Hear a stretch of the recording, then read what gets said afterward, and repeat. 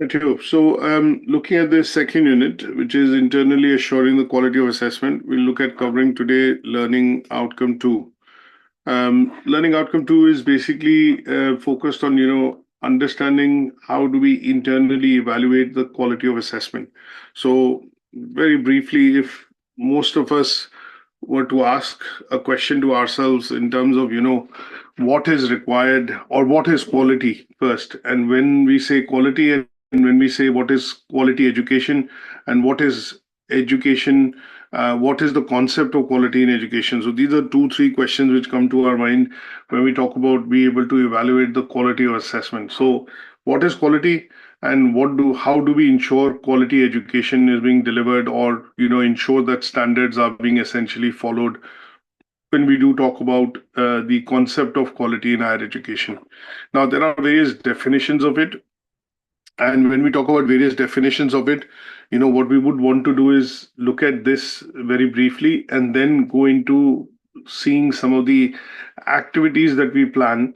And these activities that we plan, mediate, implement, and monitor help us in actually maintaining and, upholding the quality standards in education.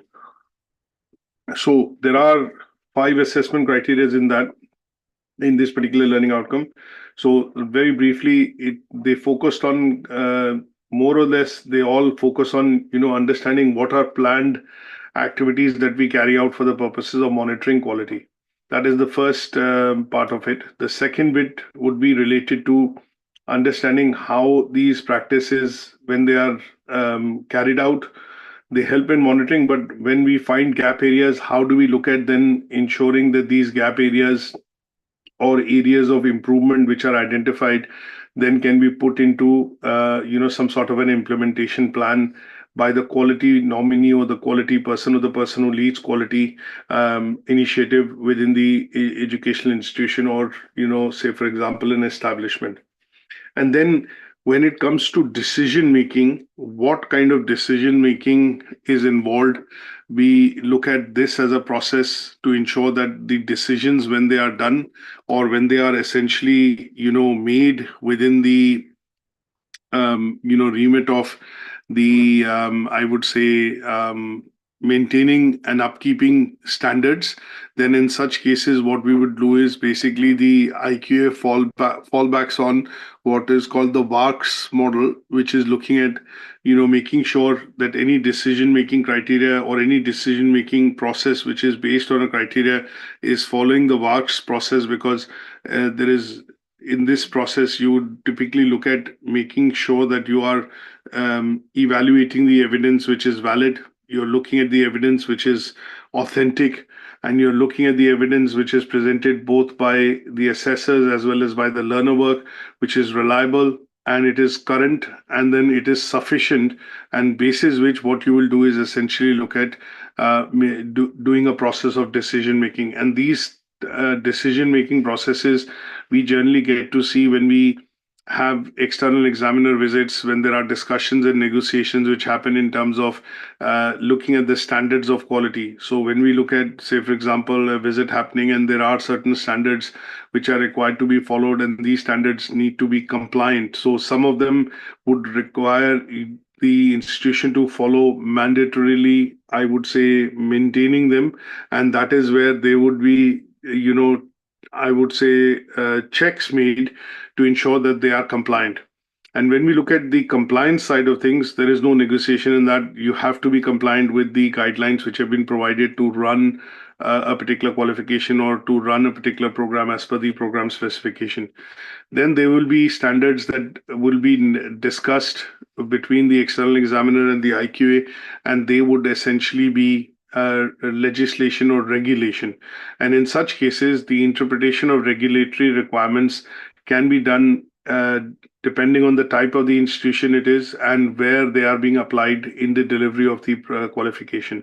So in such cases, there is room for maneuverability. But again, you would generally see that in external examiner reports, you would normally have some sort of a ranking scale. So 1 would mean that they are definitely meeting the criteria. 2 would mean they are meeting the criteria. 3 would mean that they are, say, for example, a scale that I'm giving you or mentioning as an example is 3 is they are within compliance or within the tolerance limit. 4 would mean that there could be an action plan or a recommendation given, and 5 would mean that they are not meeting the criteria. So there are different scales which sometimes would be followed, but the general essence of these in terms of ensuring that decision-making process is fair, consistent, would be based on certain standards, certain compliances, and obviously regulatory requirements which are required to be carried out. And those regulatory requirements which are required to be carried out would be covered under monitoring, and evaluation of those activities which are used for monitoring would then be used to make decisions which are fair, which are valid, which are reliable, which are current, and which are sufficient, and they meet the requirements of the qualification, the standards which are set by the awarding organization or institutions, and last but not the least, are fair and consistent with the assessment decisions which are taken by the team of assessors. So this process of doing the feedback, this process of also looking at feeding back the let's say the outcomes of such visits by the IQA, quality nominee, lead assessor, quality manager, whichever way you put it, would then be related to ensuring that they are being followed through in the organization. So those are the bits that we will be looking at covering in today's learning outcome, and they would conform to these 5 different assessment criteria that we want to focus on for the purposes of understanding how do we internally evaluate the quality of assessment. So looking at the presentation slides, let's look at first and foremost the overarching objective of looking at what is quality and how do we define quality in education. Now, when I look at the definition of quality, there are lots of definitions of quality. When we talk about definitions of quality in terms, we can go into the traditional definitions of quality as defined by Denims and some of the other I would say philosophers and scientists who have conducted various studies, and then they have come up with the definition of quality. Now, when we do talk about the definition of quality in the basic essence, it normally has a couple of, I would say, criterias. Now, over the years, this definition of quality has changed and can be then applied to a particular industry or a sector in which it is being looked at. So when I talk about, in general, the definition of quality and quality assurance or quality control or quality management, then this conforms to talking about what is the standard to which something is going to be measured. That is the definition of quality. So when we talk about parts per million, defects in terms of parts per million, when we talk about engineering in particular, or some of the manufacturing related sectors, construction related sectors, then the definition of quality is dependent on how many defects are discovered or how many defects are technically allowed when a batch is produced in the factory. It could be a batch of, for all I know, batch of bottles of whiskey. It could be cars, it could be machinery, it could be tools, anything. So when we do talk about quality, it is going to be a measure, and that measure is going to be a measure against a standard which has been defined for that particular sector, industry, whatever it is. Now, when we relate this to the concept of, I would say, education, we are looking at from a point of view of degree of excellence. So here we could typically say that the definitions of quality could be, lots of things. So when we talk about lots of things, what I mean by that is if I look at it from a project management point of view, product quality point of view, or if I look at in general definition of quality being applied as per the 4 main philosophers that we know about, who have done a lot of work on quality. Philip Crosby is one of them. Dr. Juran is one of them. Demings is one of them. Edward Demings. There are 3 or 4 of them which have done a lot of work. Now, when we apply their definitions and I would say contextualize it to the context of education, What we are saying is quality is the degree to which it is set in terms of certain standards or parameters, and these parameters then actually fulfill the requirements of the learners. So when we talk about quality, it can be defined from a lot of different aspects. But on the slide, what I've done is I've put them across from 3 or 4 points of view. So I put it from a learner point of view. I've looked at it from a point of view of environment, or when we talk about inclusive teaching in a safe classroom and environment, we talk about processes and we talk about the outcomes which are to be achieved as far as the delivery of teaching and learning is concerned. So definitions of quality can conform to fitness in terms of fitness for purpose. There could be you doing things right and you want to get things right the first time. It could be about what learners want. It could be also related to what are the various aspects the learners will get along with the process of teaching and learning, which will aid in their process of gaining knowledge and skills. And that could be related to resources. It could be pastoral support. It could be, additional, say, for example, let's say additional educational support which could be provided to learners, which will then enhance their learning experience and they are able to learn and gain knowledge and skills. It can also conform to standards. So when we talk about key descriptors, for example, in qualification at various levels, we talk about, say, for example, in our case, obviously, one of the key descriptors that we will relate to in terms of quality, and talk about from a unit perspective, will be learning outcomes and assessment criteria. So is the delivery of the unit conforming to the learning outcome and assessment criteria? Is it being adequately covered when we cover this particular unit? So this is like conformance to standards. And then we are also looking at, to a certain extent, value for money. Sometimes you evaluate that you are doing a course, you evaluate that, okay, I'm going to spend this much money. Am I going to be able to get some sort of a benefit out of it? And in such cases, when you look at benefit in terms of money or benefit in terms of qualification, benefit in terms of raise in salary or other bits, those could also be defined, predominantly related to the aspects of, broadly, I would say, quality. But when we do talk about quality, the term efficiency, effectiveness, equity, and quality are quite synonymous terms that are used in relation to quality in education, or education when we talk about, and we talk about the concept of quality. So it revolves around certain dimensions. So these dimensions typically tend to be learners. So we want to make sure that learners are getting the best out of it. We want to make sure the environment is safe in which the classroom, or for example, the settings in which the learners come in and study, they feel safe, protected, and it is promoting or creating an inclusive learning environment. We look at policies and processes. These policies and processes allow us as teachers, tutors, lecturers to be able to teach and deliver to a certain standard, and this facilitates the process of learning and also reduces any sort of disparity or discrimination. And then we are focused on outcome, because the learning that happens in, say, education predominantly is focused on certain outcomes or standards which have to be achieved at the end of the year. So when we talk about key stage 1, key stage 2, key stage 3 in schooling, we talk about assessments in the case of further and higher education, or we talk about endpoint assessments in the case of apprenticeships. They are all based on aspects of outcome. That means at the end of it, if there is something being taught and delivered, if the learners are attending classes or having sessions, then the main aspect of that would be to, at some stage, that this process of teaching and learning conforms to helping the learners gain that knowledge and skills. And towards the end, how do we assess that?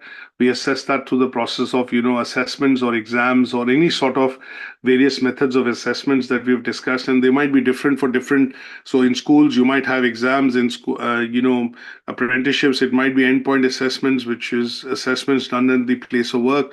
In the case of higher and further education, you could have different forms of assessments, assignments, exams, synoptic assessments, and they would all help in making sure that the outcomes are achieved. And when we do say the outcomes are achieved, we are looking at basically talking about the outcomes which primarily talk about the outcomes which are defined in the program specification. Now, if we look at the way in which we carry out some of these activities, which is to look at ensuring why do we need to make this check? First of all, if that is a question which comes to your mind, that why do we need to look at the aspect of quality at all, in the case of, say, for example, education. So when we need to look at the aspect of quality, what at some stage, any external organization, regulator like Ofsted or QA or ISI or any awarding body, when they come in to do any sort of visits, their idea of having those visits is to check whether the awarding institution or the organization is conforming to certain standards. Are they delivering? Are they following certain policies and processes to be able to teach and deliver to a particular standard? Is that going to help in achieving outcomes which are defined? Is it helping to progress and obviously move forward? The process of learning and gaining knowledge and skills for learners who are enrolled in that program.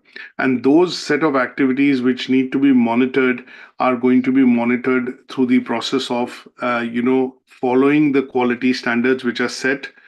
And these quality standards, when I talk about, tend to be policies and processes which the institution adapts. It also, in some cases, morphs them to adapt them to their standards for implementation or in a particular organization. So, if I was to give a parallel example, that if I am a gym trainer and I am, obviously having students who come into the gym for the purposes of physical training. Now, in such cases, when I look at sports management, there the process of assessment, running the program, would be more practical based, because you would have a certain part of it in terms of theoretical component, like, for example, weightlifting training, giving them idea in terms of understanding how weight and weightlifting and training should be done. But once that is done, then it is focused predominantly on the aspect of doing the physical training by using weights.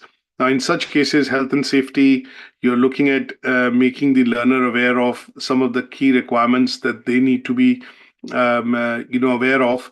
And in such cases, that would cover the theoretical part of it, and the practical part would be they actually physically doing the training in the gym after the instructions have been given.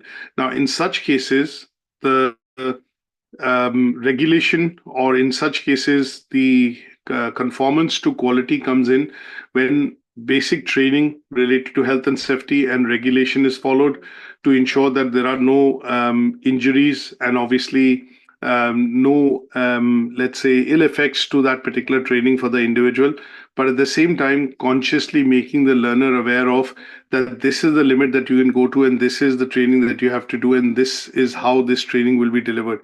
So in such cases, that would be the conformance to quality that would be required in order to ensure that standards, when I say quality, what I mean by that is policies and procedures being followed by the gym trainer to ensure that these standards do not lead to any injury or any physical injuries to the learners who are coming in to do that particular course or that training.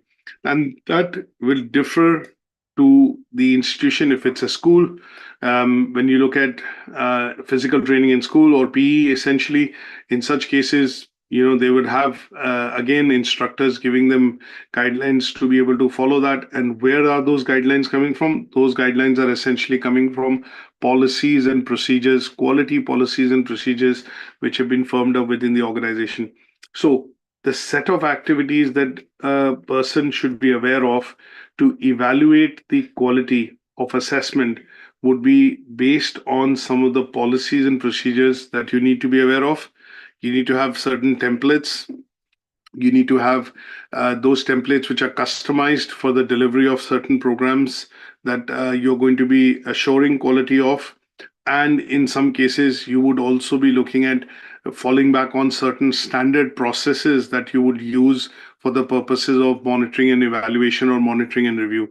And these processes would be, when I talk about quality processes and processes which are essentially, used within an educational institution, from a point of view of making sure that you're conforming, and you are essentially ensuring that the teaching and delivery part of it is conforming to some sort of standards within the organization, would essentially be defined in some sort of a quality code.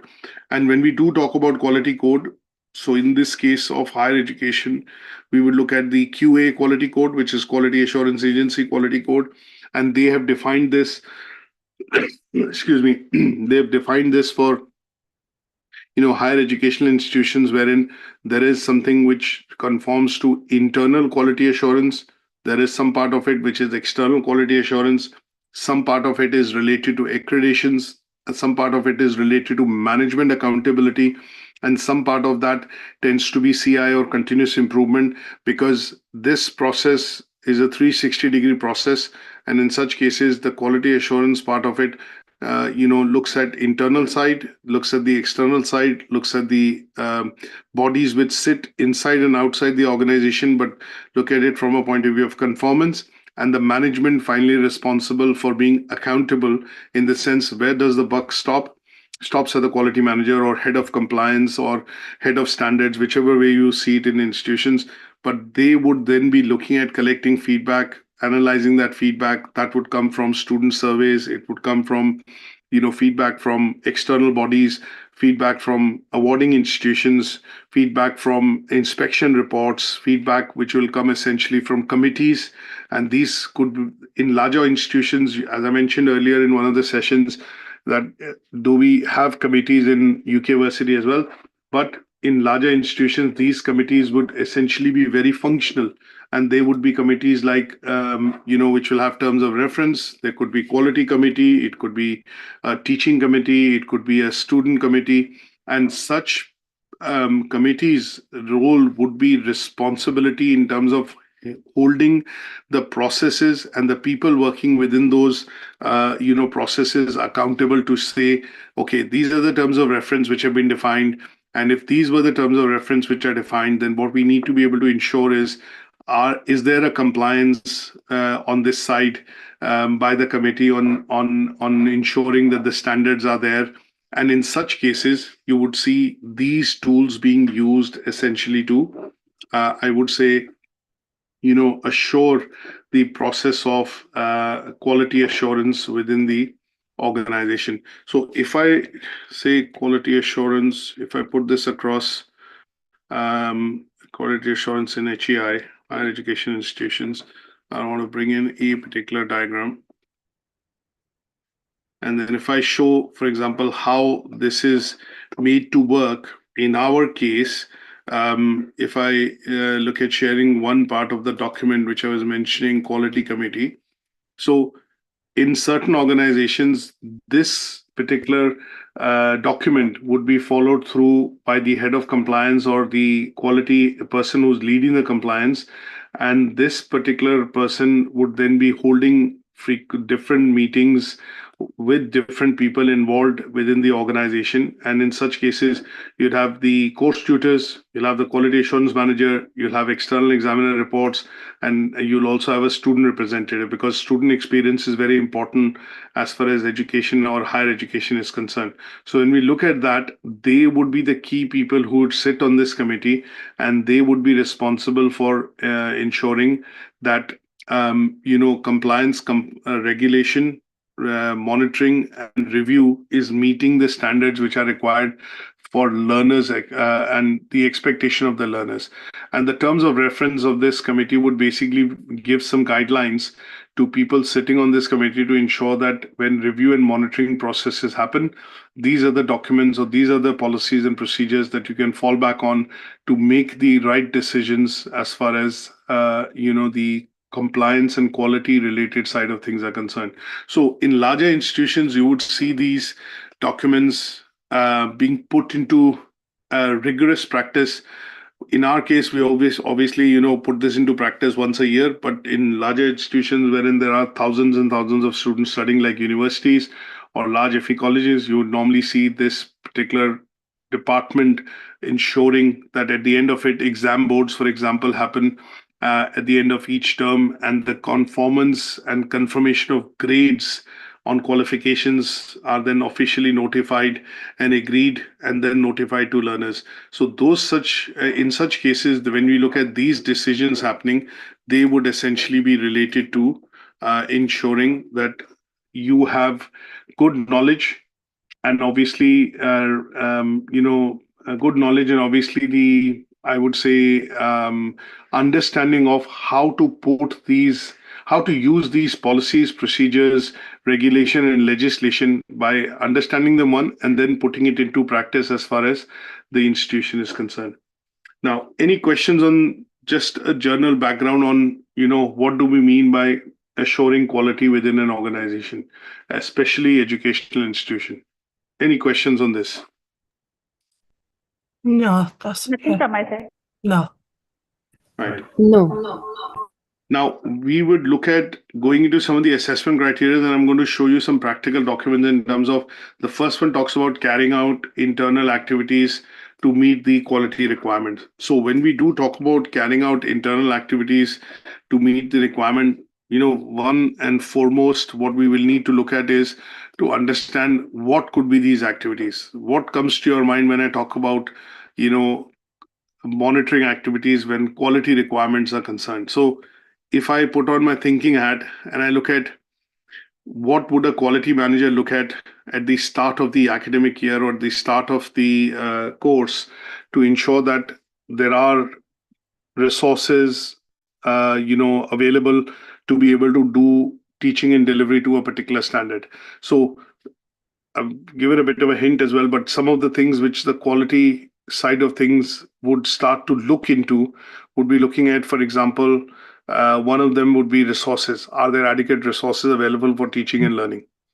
There could be things which will be related to ensuring, for example, quality of teachers or people with enough experience to be able to teach that qualification. Do they have prior experience? Do they have the ability to be able to teach and deliver that module? Have they got sufficient knowledge and skills to be able to look at the program specification and then teach and deliver and conform to the standards and the outcomes and help achieve the outcomes which have been set in that document? Then we would look at some of the other activities which at some stage would be looking at planning side of activities. These planning side of activities would be looking at how do we look at, say, regular meetings to ensure and observe the assessors to give them feedback. And some of these planning activities would basically be focused on, say, for example, standardization activities that we talk about, which is one is holding meetings, second is doing standardization around it. Third would be if there are areas which come up wherein people need support, then in such cases you would be looking at training and development, and then an open channel of communication so that if there are changes which are introduced or if there are, let's say, specification updates which come through the program, then those are communicated and those channels of communication are used effectively so that all the stakeholders involved in teaching and delivery, assessing and quality assurance are equally updated on such changes which are happening in the process or in the qualification. Then some of the other activities that you would think of would be activities which are related to regulatory activities. So is there a change in requirement which is coming? So sometimes when you see there are changes introduced by off-call in terms of when you look at T levels, for example, the new level qualifications which have been obviously there for the last 3 years, but implementation of these qualifications is going to be mandatory till 2026. So there was a decision to withdraw funding from other qualifications and divert that funding towards T level. Now, if you are a center or if you're a college or if you're an organization which is delivering qualifications on T levels or no other qualifications considered equivalent to T levels, and if the funding on those were withdrawn, then it would have a major effect in terms of how the business managers or, for example, the management would look at things. So some of these activities, when we look at monitoring, would be to keep track on updates which come from your awarding organizations or other institutions which are involved in the teaching and delivery or at least awarding of some of these qualifications. So important updates which come in through newsletters, training, or release of such updates as podcast or social updates, which typically tend to happen from awarding bodies, the quality nominee or the quality manager is responsible to ensure that they are able to capture it, and then they are able to disseminate that information internally to the team of assessors, tutors, teachers who are, or teaching assistant, or any sort of person which is a part of that team involved in teaching and delivering of that qualification. And then one of the key activities that you can think of, without going into slides, we'll go in a second, but if I think of, would be decision making, feedback, and evaluation. Because at the end of the day, if you have a meeting, you need to look at what is the outcome of that meeting. If there's a standardization exercise you run, then what is the outcome of that exercise? Why was that exercise run at all? Or why is it a mandatory requirement to run it? Now, in such cases, you would be looking at, evaluation, or looking at reviewing the whole process to see whether this is helping the process of assessment, whether it is helping the assessors improve their assessment practices, whether they are conforming to any sort of action or recommendation which has been given in the past by external examiners or external examination reports. And in such cases, you would be looking at the activities that you carry out. But at some stage, these activities would then conform also to looking at evaluation to see whether doing all this has led to an end result or not, has helped you to complete and achieve that recommendation or not. And those are the set of internal monitoring activities that we need to talk about when we think of the role of IQA, and how would the IQA essentially look at carrying out these activities within an institution. So let's look at some of the activities that we actually do when we talk about the process of internal quality assurance.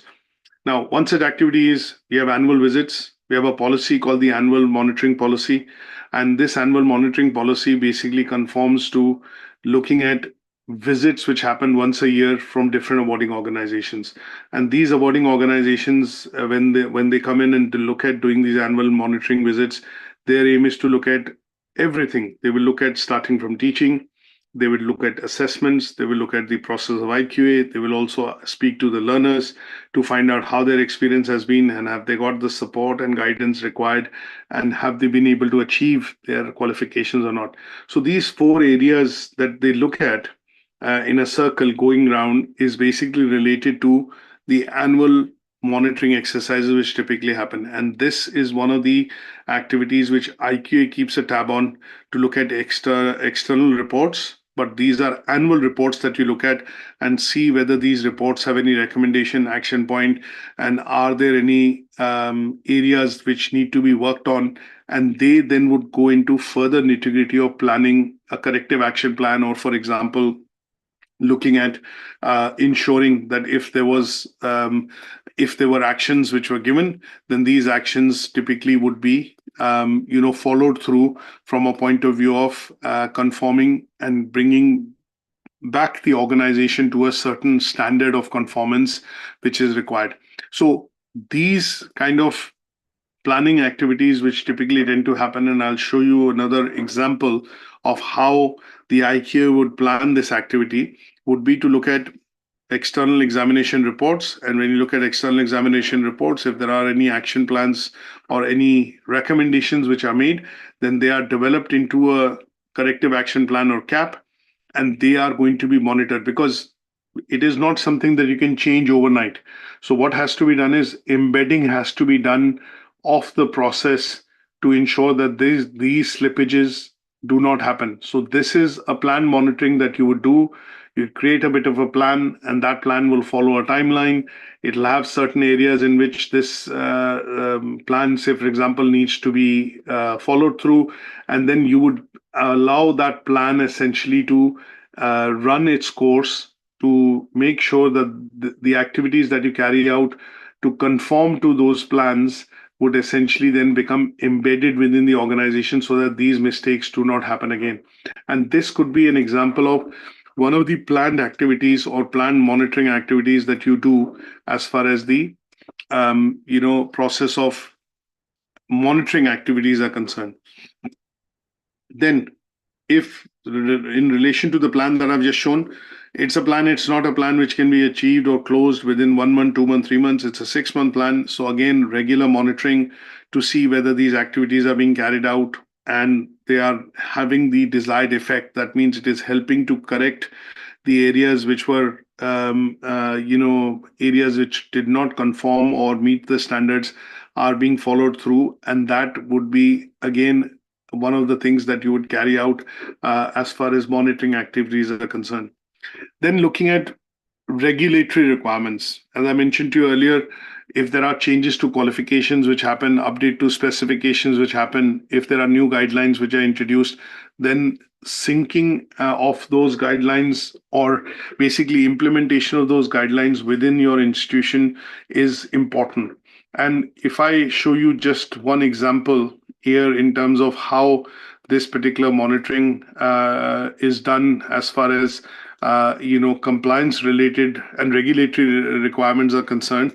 So if I look at showing you an update, which typically is introduced by awarding bodies from time to time, and I look at course specifications or go on to, say, for example, in this case, I'm showing Pearson, you would see that, these specifications would have a timeline. They would say, first teaching in September, first certification in September 2022. And if I scroll down a few pages, it will also show if there are any changes which have been introduced to the qualification. Now, this part of it, which is adhering to regulatory requirements, is that the quality side of things need to be aware that these are the changes which have been introduced in specification issue 3. Now there is a specification issue 4 as well, which has been issued, and that has certain changes. Summary of changes are given, and these summary of changes which are given in the course handbook or the specification handbook, which is released by the body, have to be regulatory complied with. And you, as a quality manager or as a lead IQA or as a nominee, need to be aware of this. Your team, once you are aware, you make the team aware, and then the changes which have happened in the qualification have then to be percolated down into the teaching and learning processes. And this is one example of how you would look at carrying out the internal monitoring activities. So you have an eye on the awarding organization. You also have a very clear understanding of the requirements in terms of teaching and delivery. You are looking at external examination reports, and you're looking at carrying out meetings or planned activities that you do throughout the year. And these annual planned activities could be standardization meetings and minutes or meetings, staff meetings, essentially, which are done in order to ensure and keep a track of the progress which is being made as far as delivery of a program is concerned or a course specification is concerned. So these would be the set of internal planning or monitoring activities that you would do as far as IQA role is concerned. So when you think of these, and when I look at nitty-gritty of this, things like the assessment planning that we do, and if I show you a few examples of assessment planning and the structure of how the qualification at some stage are taken into account when you create these before even the start of the program, these bits would be essentially important simply because at the end of the day you wouldn't be able to run a program or run a particular type of program if these documents are not available. So things like looking at making sure that your team prepares, say, for example, an assessment plan. And this assessment plan essentially has all the units, when they are going to be delivered, what dates of submission of assignments are going to be, who's teaching the units, when your activities in terms of IQA will kick in. These type of activities would typically be responsible and activities that you're going to plan as far as the monitoring is concerned. Now, the monitoring can only be done if these documents are available at your end, which are documents related to assessment planning, IQA planning, observations, standardization meetings, internal audits that you would carry out. And they are all important for you to get into this aspect of internal monitoring activities, which I've summarized on the table. Any questions on this so far? Nothing from my side. right? No, nothing clear. Okay, let's look at the second assessment criteria, which talks about evaluating, planning, and preparation for assessment processes. Now, we talked about broadly a lot of internal monitoring activities. Now, let's focus it down to just the assessment part of it that you would carry out as an IQA. So, if I practically think of some of the activities that I'm going to do, one is I'm going to look at how do I evaluate the planning and preparation for assessment. So first of all, I would have a program specification handbook, which either comes from the awarding body or the college or the institution has one. Then I'm looking at a detailed delivery schedule of that qualification. Then I'm looking at also having a list of the number of learners registered on that qualification. Then I would look at also going into detailing of understanding when I would carry out the processes of, or say, for example, my process of looking at assignments and assignment submissions, my assessors would go about marking them.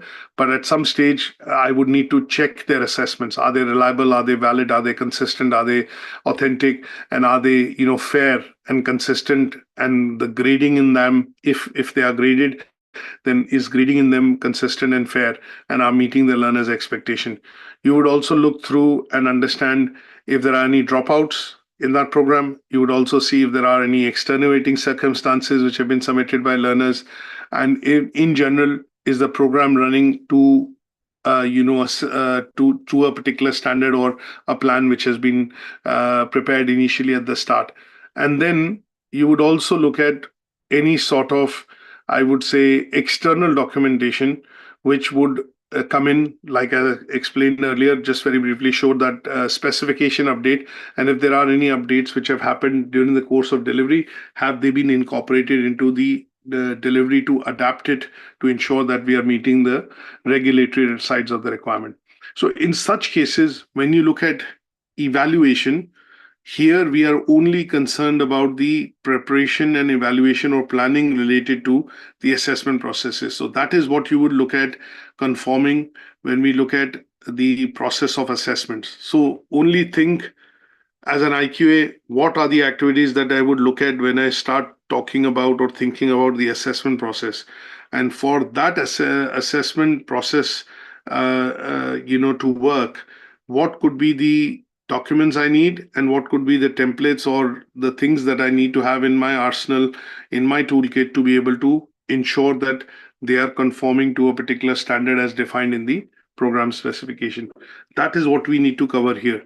So when we talk about alignments to learning outcome, you would be looking at program specification, you'll be looking at learning outcomes and assessment criteria, audit of sometimes presentation material or teaching and learning material activities, resources to say that there are adequately planned to ensure that it is meeting the requirements which are required to be taught to the learners. So if I look at a program like say HRM, one of the modules like strategic HRM and strategic leadership and management as a course, in that course I need to look at what is the program specification. So I'll look at picking up unit spec for that particular module.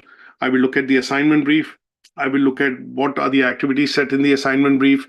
I might also look at a bit of sampling and look at a bit of a sample that I would extract out to see if learners do want it. Then this is the sample that I can share with them as a document for them to see how the assignment is to be done. And then I will also do a serious review and audit of saying that when the teaching and delivery is done, the teaching and delivery is covering the indicative content given in that particular unit spec. And if that is happening, then I know that the alignment of the learning outcomes is there, the teaching material is fit for purpose, and it will have a desired outcome when the unit is completed.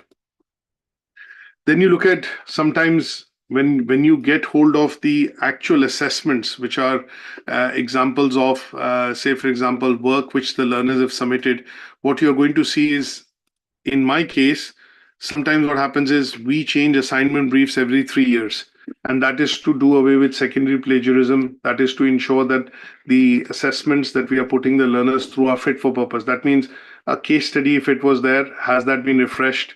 If there was data, a good example in this case would be, say, assignments on IFA Direct.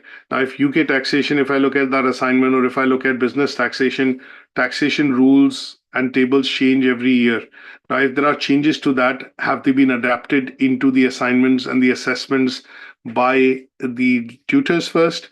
And have they then been reflected in the assessments which are coming through from the tutors, from the learners? So in such cases, when I check the assessments and I can check whether the assessors are meeting the requirements and conforming to picking up these areas of changes or these changes, that is where I will look at validity and reliability. So I will make sure that the assessments are fit for purpose, they are reliable. That means they are using the right taxation tables for say 23, 24, and the calculations or the workings which have been shown in the assignment are up to date, and are the assessors then looking at marking it as per the up to date taxation tables.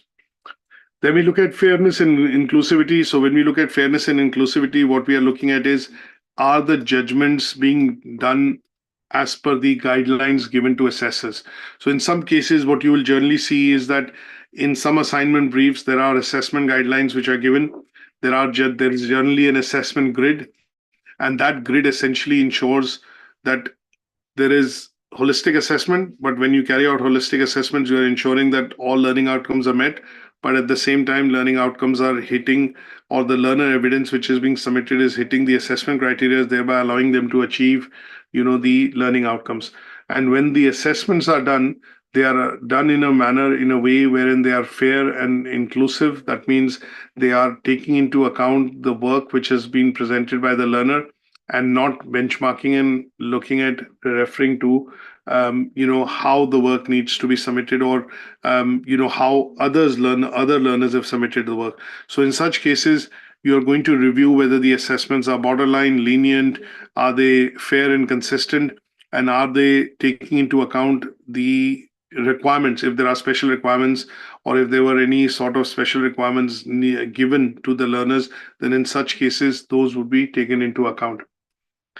You'll also look at resource allocation, which is one of the most important things, that if teaching has to be done and conform to a particular standard, I think this point is self-explanatory. You need to ensure that the teachers have relevant resources to be able to teach, for planning activities, for making sure they have books available, presentations available, case studies available. Those resources then could allow for a more detailed teaching and learning to happen from a tutor's or teacher's point of view. And in such cases, sometimes you would look at also doing training and development to ensure that they are aware of the usage of that resource. So one such example could be if there is move to IT, or changing to certain standards, that okay, a new system has been developed and it's been everybody is looking at moving to the new system of how, say, assessments are done, or how some sort of resources are available electronically. Then training might need to be provided to ensure that these resources are available, one, to all the tutors, second, they have enough training or ability to be able to use those resources effectively while they do teaching and learning, as far as classroom or online is concerned.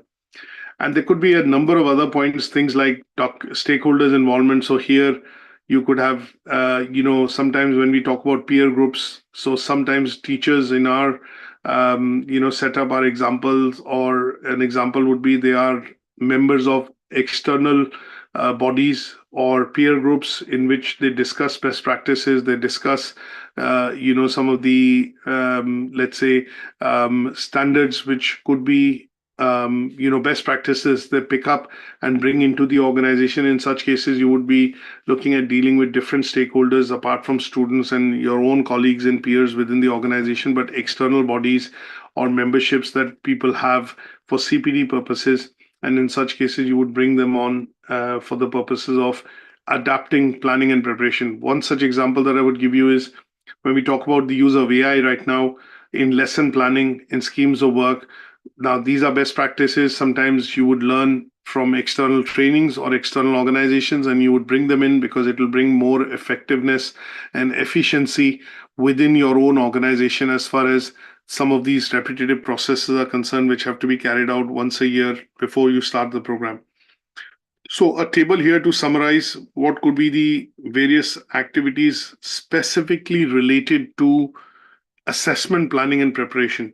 And some of these are a holistic list of activities, the ones that we do on our side, things like resource audits, availability of books, presentation updates, articles, case studies, which are available to learners. We look at, for example, assessment planning. We look at the training side of things, which is primarily standardization trainings. And then we also look at on our side, program review or specification review, which we do once a year. And they tend to be the assessment planning and preparation activities that we need to be aware of to make sure that the delivery is conforming to the standard as defined by the awarding organization. Is that okay? Any questions on this? That's okay, thank you. Now, the third assessment criteria talks about determining whether assessment methods are safe, fair, reliable, and valid. Now, here is where again we go back to the VASCAR model. Now, the VASCAR model essentially is a fundamental model within the processes of assessment. And when we talk about the VARCS model or VASCAR model, whichever way you explain, that particular model essentially helps us, go back to understanding the principles of assessment and why do we need to conform the assessment activities as far as the the checking of learner evidence is concerned.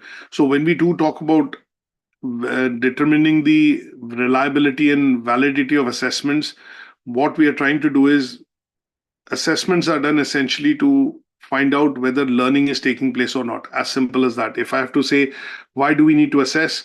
We need to assess to ensure that whether the learning is taking place or not. As simple as that. Now, at the end of it, what we have to do is we need to ensure that one is we carry out the assessment. The second is when we carry out the assessments and we read the assignments, in most cases are in the case our point as an example, they generally tend to be PowerPoint presentations or Word documents. What we are trying to see in those assessments is, are the learners gaining required skill? Are they depicting or bringing out the knowledge which has been delivered to them in the unit? And does it help them build understanding, the right attitudes and behaviors which are required for them to say that they are moving towards learning in this program? Now, when we do talk about assessments being, reliable, safe, valid, and fair, what we are looking at is falling back onto the principles of assessment. So principles of assessments in this case would typically be validity, authenticity, reliability, currency, and sufficiency.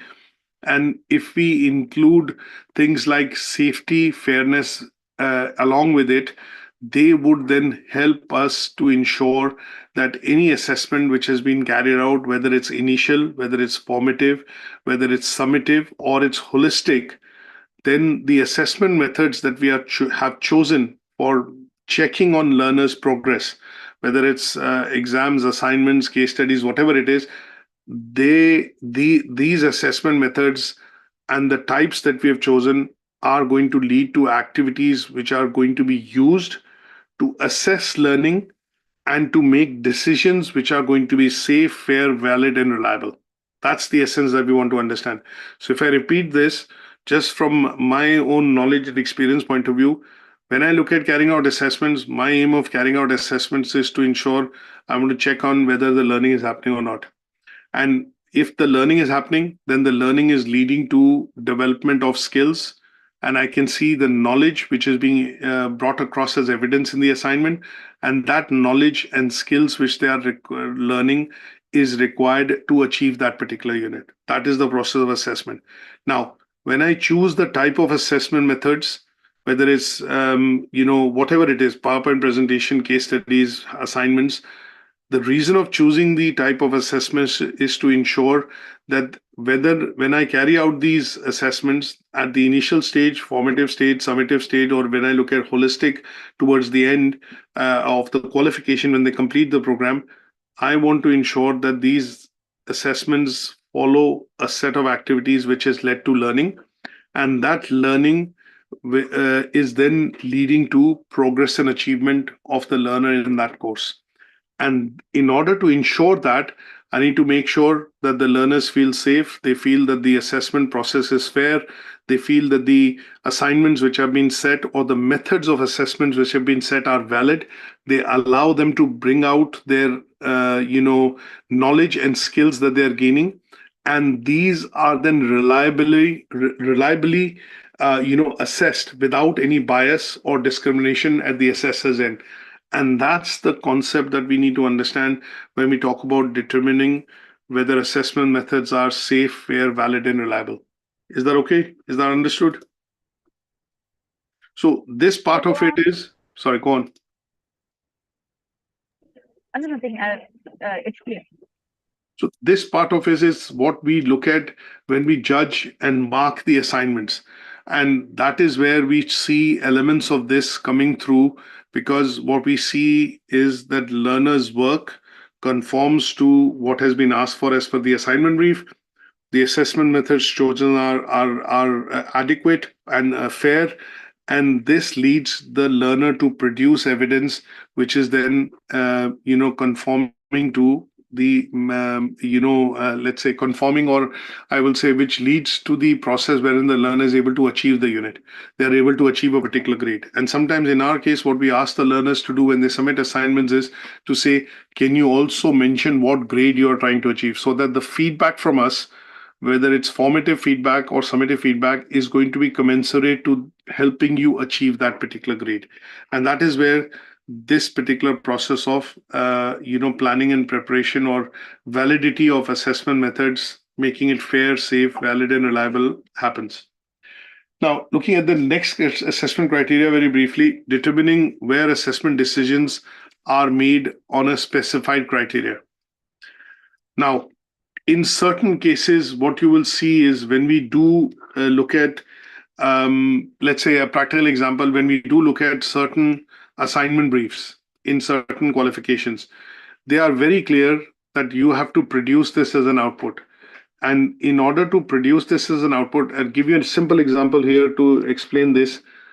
Now, if we are doing a corporate communication assignment or a unit, and assuming you have taught that unit, then one of the tasks set in the assessment, in the assignment, is to create a communication plan or to create a marketing plan or a business plan. Now, if the assessment and the evidence that you receive as an assignment does not have a plan or a table or some sort of a plan in some shape or format, things like a plan would have, when it starts, it will have the 4 or 5 W's that will define what, why, who, when, where. Then it'll talk about a timeline, it'll talk about certain activities, it'll have a budget, and it'll say who are the intended audience, and it'll also maybe mention stakeholders. In some cases, when you look at communication and budgeting and other things. Now, if that plan has not been produced, then there is no way that you can say that the learner has achieved this particular task, because the task is asking to create a corporate communication plan basis an audit that you carry out as a consultant within the organization. So you have to carry out an audit. And once you've carried out that audit, then that audit would inform you what are the gap areas. And those gap areas would be then put into a bit of a plan, like a tabular plan or a table plan. Now, when we think of such activities that require assessment decisions based on a specific criteria, then if these are not being done to the criteria or the output which is being required, then in such cases, what we will do is basically give feedback to the learner. And in the feedback that we give, what we are going to do is ensure that the learner is able to then redress, amend the work, and then bring it back. Now, that's from a learner perspective. If I look at this now from an IQA perspective, and you have to give that feedback to your assessors because their assessment decisions are not conforming to what is being specified in the criteria. So when we look at this, if you go back to the fundamental of what we follow when we do assessments as an assessor, you identify the AC or the assessment criteria. You give, after identifying, you give a justification why it has been achieved. And then towards the end, you make a holistic decision to say whether the assignment or the whole evidence produced is meeting the criteria or not. So when you do these three things, one is to identify, second is to look whether the evidence is sufficient, and the third is to say justification why this has been achieved. And if this is something that you see as an IQA not happening in the assessment decisions, then is where you start to look at why this has not happened. And in such cases, what you would then do is hold regular meetings. You would basically go into planning and monitoring, and those planning and monitoring, regular meetings, feedback one-to-one to the assessors, or in some cases, giving them reference of best practices. Here, look at this particular sample assessment and follow this through, because this is an ideal assessment that you would need to have for this particular unit or this particular assignment. Would essentially give them guidance on how these assessment decisions have to be done and consistently done for the learners when they're checking the work. So in such cases, when you look at these activities that you're planning, then you are looking at the assessment decisions which have to be made in line with certain assessment criteria is defined, and that is what your assessing team would need to do. And in such cases, what you would do is, in order to ensure if they are not meeting the criteria, you're having standardization meetings, you're having regular meetings, you're having one-on-one feedback with your team or your assessors, one-on-one sessions or feedbacks that you do. You might even need to put an action plan in place to monitor it or to a certain extent for ongoing basis, to ensure that the assessor is then able to come up to a standard. And in some cases, if that is still not happening, then you are ensuring that they are put into some sort of professional training or shadowing, for example, to a certain colleague, or in some cases sharing best practices or best examples of such cases, to ensure that they are able to understand these that there has to be conformance to these assessment decisions to this particular let's say to a standard, and that would need to be done over a point in time. And they would be the assessment decisions that you would they would be the decisions that you would take in order to ensure that assessment decisions are being done to a specified criteria or a standard defined by the institution or by the awarding body, or in some cases the program specification. Is that okay? Any questions on that assessment criteria? No, thank you. Okay. The last one that we have is, how do you compare assessors' decision to ensure they are consistent? So if you manage a team of assessors, how do you compare to say that the decisions when assessments are being done, say by 5-6 of your assessors, they are all consistent and they are conforming, and they are conforming to a particular standard? So how would you check these decisions? What would be the process that you would follow wherein you compare that, okay, he's not marking too leniently, or somebody is not marking in a way wherein it's too casual, or in some cases it is inconsistent with what is being required, and in some cases it just seems to be an exercise wherein the assessment is happening but it is not leading to improvements in grades for learners, or you have too many complaints coming back saying that I'm not happy with this grade, and my assessment does not seem to be fair enough. So how do you do the comparison when you talk about relating to decisions being made by different assessors? Any ideas? What would you do when we look at this as an example? So one question might come to your mind is, well, why do you think consistency is important in assessment decisions? Why do you think assessments need to be agreed and they need to be consistent? I think it's to do with mainly, to make sure that everyone's singing off the same hymn sheet when they're doing the assignments, but also, you have to be fair when it comes to assessments and make sure that you're following the criteria for the awarding body as well. So that meeting the needs of the learners as well, showing that there's there's consistency, showing that you are meeting the requirements of the awarding body, making sure that you are meeting the needs of the learners as well, because that has to come into place. So, everyone has to be kind of singing from the same hymn sheet, to be honest. That is Also correct. presents a unified front and it presents a unified front of the regulatory bodies or the awarding bodies. Yeah. That is correct as well. So when we look at, so in general, what you've said is correct. So when we look at, say, for example, how do we look at the towards the end of the year when the audits happen or inspections happen?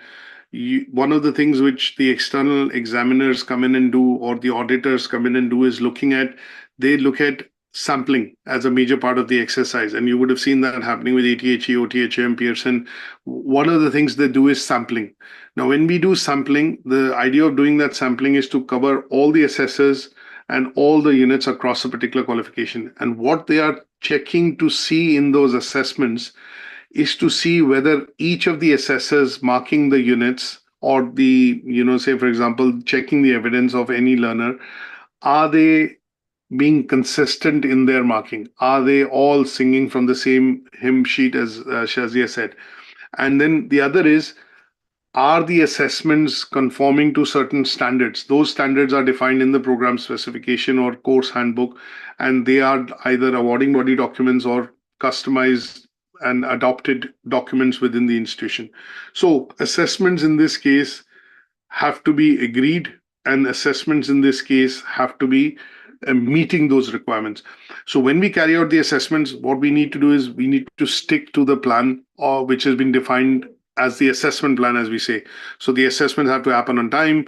They have to conform to ensuring, if it's a graded qualification, there's only one resubmission allowed. And then if there is formative feedback given, then if the learner has not attempted, has only attempted the past task, and then suddenly in the formative feedback, when it is given, the learner then attempts up to distinction, then in such cases, the grade is adapted to ensure that the learner is not disadvantaged and they are able to achieve a higher grade. So you follow the assessment plan, or you stick to the assessment plan for a particular qualification. You ensure that there's a level of standardization across learners. That means the learners understand what is expected of the assessment. The assessors understand how they are going to look at the criteria and assess the work. And then last but not the least, the IQA's role in ensuring, when they gather the evidence for sampling, that they have covered all assessors and all learners across the qualification, to ensure that the decision or the assessment decisions are fair and consistent. And those are the set of activities that you carry out. Along with that, you do standardization once or twice a year. And you also do, to a certain extent, to check the teaching and learning is happening to a certain level, which then is seen as an output in the assignments. You also do teaching observations. And the reason why you compare these decisions is to ensure consistency, and whether everybody is following the same plan or not, whether it's the assessment plan, whether it's the interim IQA plan, final IQA plan, the observations which are done, and the grades which the learners are actually able to achieve at the end of it. And that is where you would look at comparing the assessor's decision to ensure. And one last thing, which I would also mention, that you would look at those decisions in some cases to also say and see if they meet the assessor guidelines which have been given in the assignment briefs by awarding bodies, or in some cases in the program specification handbook. And those set of activities that you do to compare assessment decisions are to ensure that they are in line with regulatory requirements, in line and meeting learners' requirement, in line and helping the institution achieve the outcomes, and learners progressing in the course, achieving the units, achieving the qualification. And last but not the least, ensuring that the decisions are not lenient, borderline, and harsh, and they are fair for learners. So comparing allows lots of things to happen, but it has to be done to ensure that they are consistent. And when we look at a number of activities which are carried out at the start of the year, the program managers, course managers, including the quality manager, they carry out a qualification review. And this is done once in 3 years, once in 4 years in most institutions. And this is to ensure that the qualification is fit for purpose. So when assessments happen, are they adapted to meeting the market needs and the employer needs, which is where quality code is implemented by Pearson across their qualification. You look at professional development, you look at obviously analysis to see grades achievement by learners, progression data in terms of learners. In some cases, you would see that, okay, I've got a team of 5 assessors or 6 assessors. We generally see with 1 or 2 assessors, the learners have to resubmit work always. And that is leading to grade degradation. That means learners are only managing to get a pass. They're not achieving higher grades. So in such cases, statistical analysis would be required to look at progression data, grades achievement, and that would also be looking at comparing assessment decisions across assessors. You look at standardization meetings, you look at training sessions, and obviously sometimes you send your assessors across to external trainings, which will allow them to embed best practices into their way of how they do assessments. And shadowing or peer learning is one of the key processes within teaching and learning, in any case, in all institutions. So you normally would ask a person who's not meeting a particular standard to buddy up or shadow another person who's an experienced assessor. And in such cases, that would allow the assessor to come up to a certain standard. And again, this would be required because you would have compared your assessors and assessment decisions to ensure that they are all singing or singing from the same hymn sheet, or all are marking or assessing to a standard which has been defined in the program review and in the awarding body guidelines. Is that okay? So that brings us to the end of, I would say, this particular learning outcome, where we've covered bits and pieces related to how do we internally evaluate the quality of assessment, which is to say, as IQAs, how do I ensure my assessors are actually assessing to the standards which are defined in the awarding body guidelines, in the course handbook, and in the program specification or review guidelines, and ensuring the activities that we need to carry out for monitoring, for evaluation, for ensuring the methods are let's say the chosen assessment methods are fair and consistent to allow learners to be able to achieve. And last but not the least, looking at the assessment decisions and how do we compare them to make sure that they are consistent with within the organization as far as the team of assessors is concerned. Is that okay? Yeah. Good stuff. So thank you for joining today's session. If you think of any questions, please feel free to, obviously ask. I am going to include 1 or 2 quick bit of tips and reading, guides, which are from 1 or 2 good websites, which you could look at 1 or 2 pages for additional reading, and they would help you understand, I would say, the details of the details of this learning outcome that we've covered today, and including the assessment criteria. I'll see you next week, where we'll cover learning outcome 4 for this year. Thank you. Thank you.